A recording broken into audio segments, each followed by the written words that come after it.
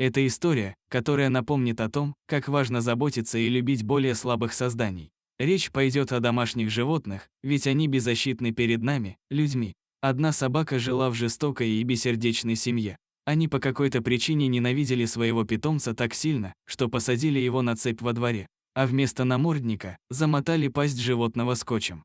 Все то время, что пес проживал вместе с ними, они только издевались над ним. Бедное животное не знало ничего, кроме боли и унижения. Соседи множество раз жаловались в местную службу, которая занималась тем, что отлавливала уличных собак, а также в полицию. Но никто ничего не предпринимал. Всем было все равно. Тогда соседи решили действовать сами и просто забрали пса у хозяев. Эти неравнодушные люди спасли собаку, и он, в конце концов, обрел хорошую семью. Таким образом, у измученного пса жизнь изменилась в лучшую сторону. Единственной виной питомца было то, что он собака. Для бывших хозяев это была достаточная причина для издевательств, поскольку они просто заклеили животному пасть скотчем и посадили на цепь во дворе. В чем же песик был виноват? Он жил в одиночестве на улице и часто скреб двери дома. Но зачем? Питомец просто хотел жить рядом с людьми, которым верно служил, и чтобы они его любили. Жестокое обращение привело к тому, что у собаки просто не было желания жить.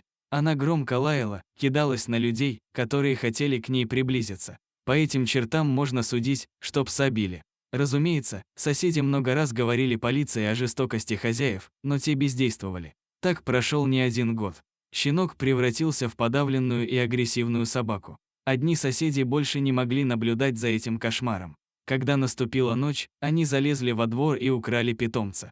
Назвали спасенного песика Джек. Ему нашли новый дом с хорошей семьей. И первый раз в своей жизни подавленная и измученная собака могла просто бегать, играть, спать на мягком покрывале, валяться на траве. Но главное, она впервые ощутила любовь хозяев. Животное больше никогда не видело ни намордника, ни цепи.